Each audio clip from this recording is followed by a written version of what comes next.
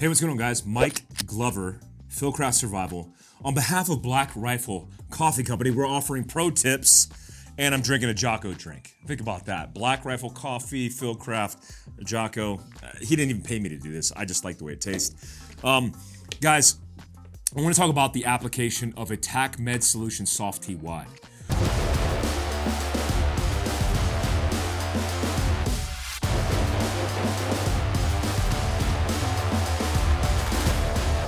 But Mike, why don't you use North American Rescue's Cat 7?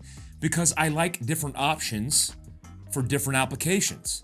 Just like I like different drinks because I got taste buds of varying degrees. I don't just want to be married to one idea, one concept, or one piece of equipment. So I have gone my entire military career in special operations between a SOF-T wide or a SOF-T tourniquet and a North American Rescue Cat, whatever the generation tourniquet, and that depends on the application. This, in my opinion, from somebody who's carried this my entire life, a tourniquet, is superior for everyday carry. Why? It's more comfortable, it carries better, and it's really one-hand applicable, which can't be said for most tourniquets that are even NAEMT certified. So as long as it's NAEMT certified, it's okay. But just try different options. They generally do the same thing. Like, to think that this is somehow innovative, yes it is. In the material and the way that it's applied, it is innovative. But what I mean is, tourniquets in principle have been used for hundreds of years. There is even cases of soldiers on the battlefield in the Civil War having similar-esque tourniquets that they used.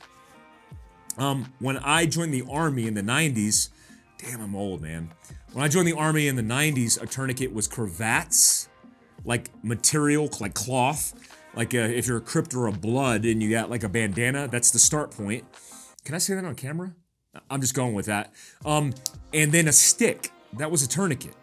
We've advanced a little bit. So here we go, SOF-T wide.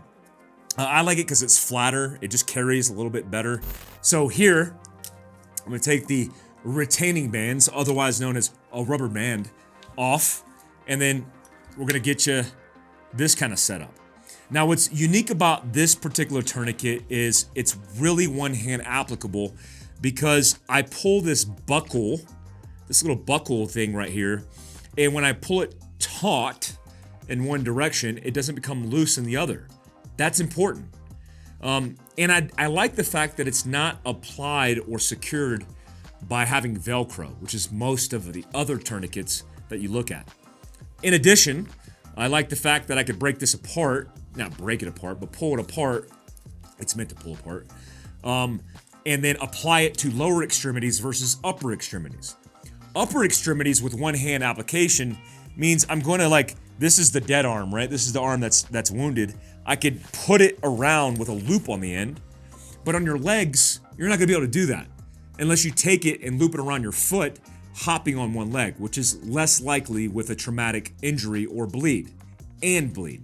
So, as I got this set up, I want to stow it to where this is looped about the size of my arm, and then that's stowed on itself, so when I unravel it, I don't have to contend with a lot of material. So the way this is applied is, for the upper extremities, which is I'm gonna show you, you pull it across your chest with leverage. If I had it this way, pulling it with one hand across my chest on the outside would be problematic. That would defeat the purpose of one hand application because you couldn't do it. So turn in this way. I put it high up on my extremity, and now I have the ability to kind of maneuver it in place and pull tension. Again, one hand. I'm not using the other arm as a benefit here. I know that's massive. We're gonna have to scale it down a little bit because my arm is just so massive.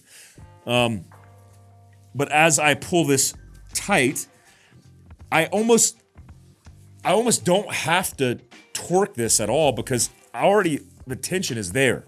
Now, TacMed Solutions, because I follow the experts who made this, their period of instruction, they will tell you, like, it's good because you could use your hand. And I recommend doing that versus your digits.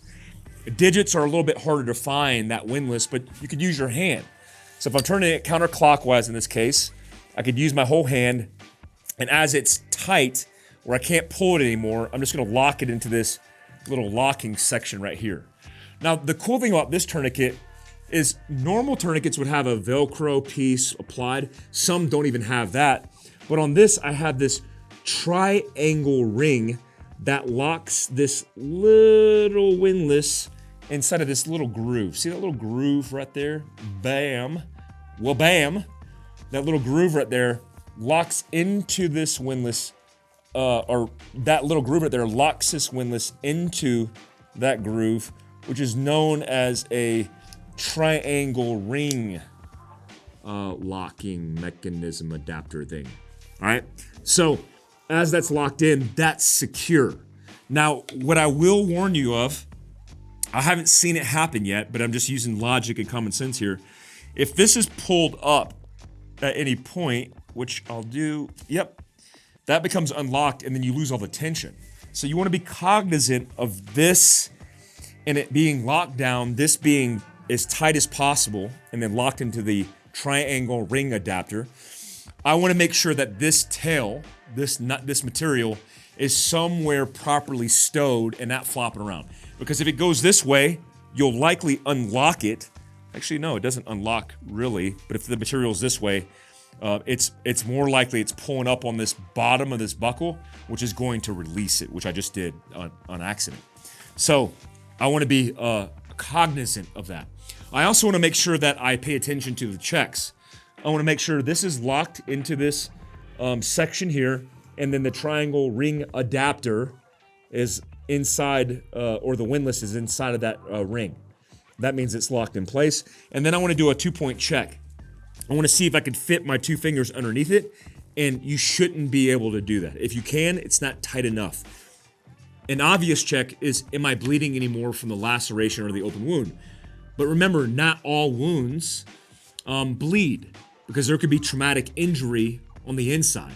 The idea of seeing blood as an indication of bleeding is common sense, but it's not so common to identify that I could be bleeding internally with no sign of blood. Remember that, especially when dealing with the lower extremities called the legs. If your legs are traumatically injured and your femoral artery, which runs through your thighs, are compromised, you likely will be bleeding into a cavity or a void. That's problematic because you won't see any sign besides them going pale, passing out, and eventually expiring. Please pay attention to that, because that trauma could be the sign that you need to apply tourniquets to stop a bleed that you don't see. Now, there's a recommendation here for training. It's not just, hey, listening to Mike on a piece of content. It's, I'm going to take tactical combat casualty care. I'm going to train with Fieldcraft Survival and stop the bleed. Do that anyway, okay? So I wanted to show you that, and the same thing applies to the lower extremities. Imagine this is my leg. The difference with the leg is you have a socket or a groove of a socket in your hip as your leg, where your leg is attached. Where that leg is attached is going to be thinner than the thickness of your thigh. Make sure it fits in that groove. This particular groove is in between my bicep, my tricep, and what's called your deltoid. This muscle and these muscles, it fits in that groove.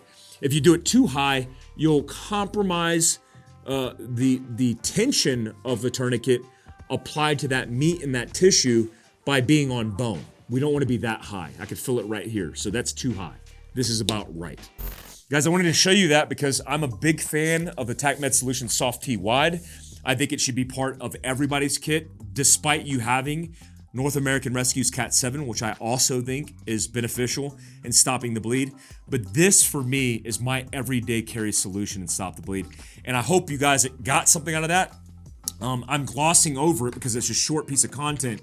If you go to TacMed Solutions or Fieldcraft Survival's YouTube page, you could find in detailed, descriptive blocks of instruction on how to apply this tourniquet. Until next time, stay alert, stay alive.